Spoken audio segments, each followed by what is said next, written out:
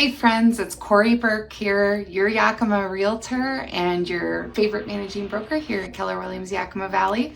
If you are getting into real estate and you're getting ready to choose a brokerage, or you're thinking about switching brokerages, this is the video for you. This video is all about what questions you should be asking your potential brokerages.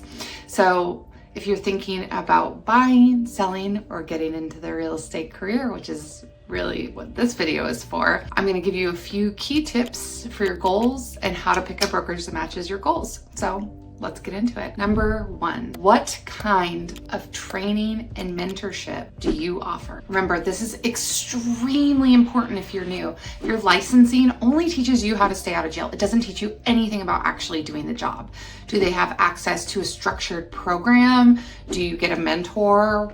If you do get a mentor, what qualifications does that mentor need to have? What kind of production level do they need to have? Do you have access to shadowing opportunities? You just need to delve deeper on this.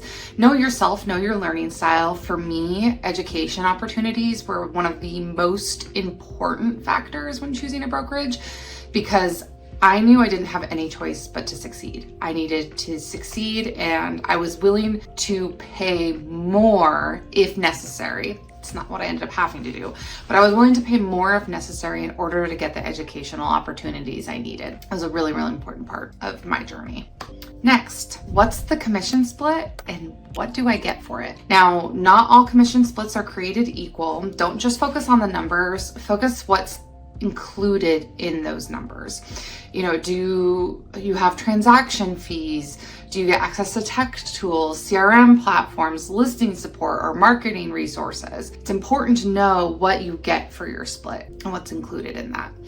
And knowing what your split is. Brokerages are set up a lot of different ways. You can go somewhere where your split changes depending on your production level. So you might start out at more of like a 50-50 split, move up, and then you get to a point where you're at a better split eventually, and you have access to all the same resources the entire time. Or you could be somewhere like where I'm at, where the split stays the same the entire time, but you cap eventually. So once you pay a certain amount, you cap and you don't pay any more to the brokerage on that calendar, or not calendar year, your calendar year, your anniversary date. So I really like that model because the most I will ever pay is my cap. I will never pay more than that. And instead, when I am not paying that the rest of the year, because I try to cap as quickly as possible, that's money I can reinvest into my business if I want, and I can choose how I want to spend that money rather than it being just what's provided by the brokerage.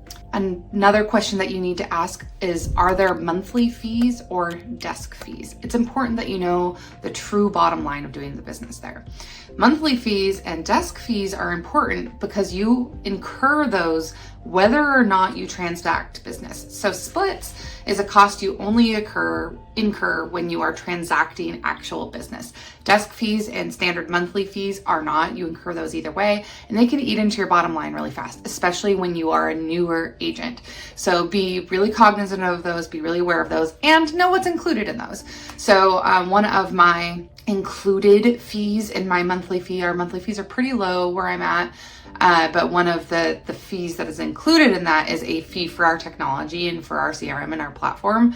And it's a very, very robust one. Coming from an industry where I worked with a lot of different CRMs, it was actually really helpful to me to know that I was going to have this really, really robust tool. And I knew a lot of people that were paying for similar tools, and they were paying a lot more money than I was paying in that tech fee. So just know that you need to know what those are. You need to know how they eat into your bottom line, and you need to know what's included in them.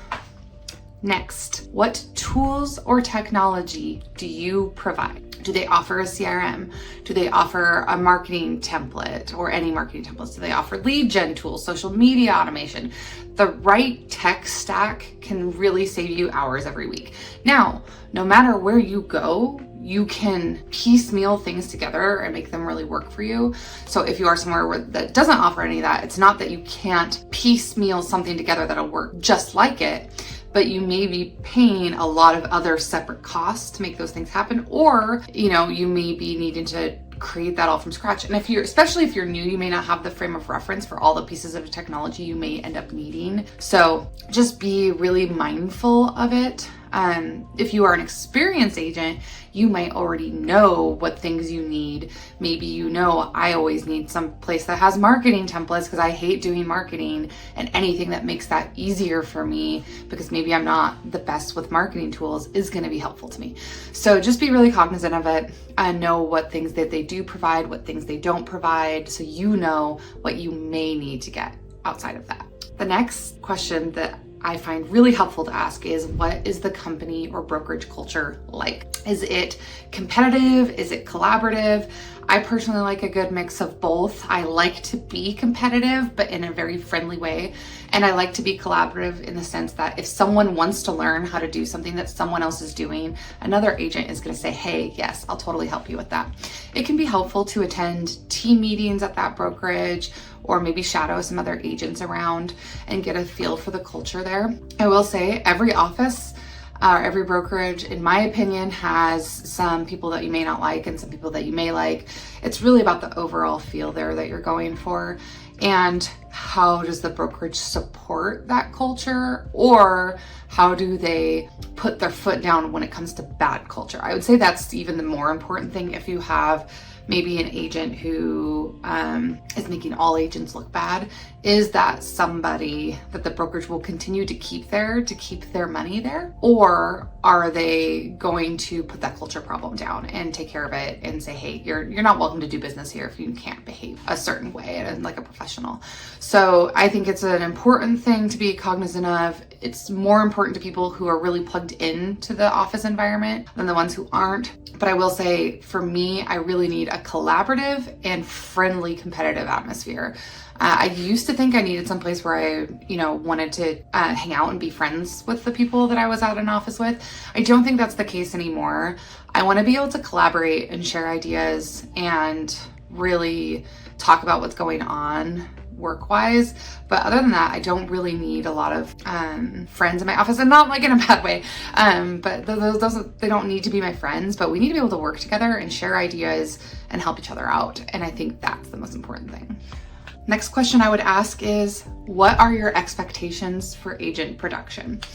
No two offices are built the same when it comes to this, that's for sure. A smaller like boutique brokerage may have, hey, we need you to be doing this much production. We need you to be doing this many activities because we're feeding you leads. So we have an expectation that you're performing at a certain level in order for us to continue spending money to feed you leads. That's very different than a type of office where they're like, hey, as long as you're paying your fees, we honestly don't care how much production you do. We offer these things. You can plug into them. You can not plug into them, but you're paying your fees. So we're good with whatever you want to do. Build it the way you want it to be.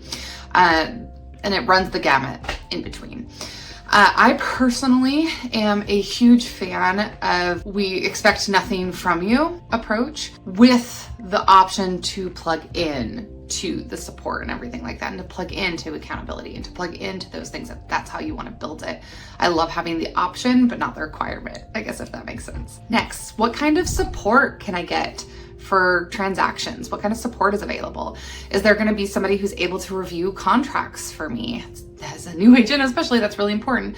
I also see a lot of experienced agents who think that they're good at contracts, and I've seen their contracts and I'm like, wow, you've been in business for a really long time and you still don't know how to write a contract. And a lot of it is that there are brokerages where they're getting absolutely no oversight. They're getting no training. They're getting no help when it comes to that. So that's one. I would also say transaction coordination is a huge piece of that as well. Is it all on you? Do you require it in your desk fees? That's something that you pay for as part of your desk fee or your cost of sales fees. Do they offer it a la carte? Our office offers it a la carte. It is not included in your desk fees, but you have the option to plug into a la carte services to do that.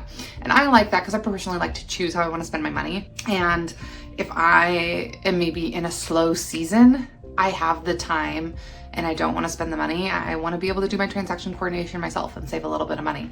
I would say that's not my normal, but it is something I like to have the option for. Next, do you offer leads? And if so, how are they distributed? You're gonna get offices that run the gamut here. Like I've said a few times now, you're gonna get offices that offer the leads, or you're gonna get offices that don't offer any leads. It's the difference, usually what the difference between those is the philosophy of I'm gonna give you fish and I'm gonna teach you how to fish. I personally am a fan of the I'm going to teach you how to fish category, because I'm also a firm believer that no two real estate businesses look alike. So the idea of we're going to give you leads, but maybe that's not a lead source that works for you. Maybe it's not one that you're good at, right? Some people are like, oh yeah, I go this place and they give me these online leads and I need to follow up with them this many times and then they convert and da da da da. And I'm like, wow, yeah, that sounds like a lot of work. Sounds like a lot more work, or it's not as fun of a type of work as what I do for lead generation, which to me is a lot more fun, which is going and pouring into the people that know, like, and trust me already in my spheres of influence. And so to me, that's not as fun. But if that's a big deal for you, totally fair. But then you want to ask how they are distributed, right? Now, do your top producers get the best leads? Is it a round robin? Is it a jump ball? A jump ball is like, hey, there's a lead and whoever claims it first gets it. There's a lot of different ways to do this. Something to be cautious of and to make sure you ask about is how they're distributed. And if they are getting the cream off the top, so let's say the owner, it's a boutique brokerage and the owner is like, hey, I'm taking all the luxury listings or the ones that are listings and I'll give you guys the buyers. Just be cognizant that that could be an area for conflict.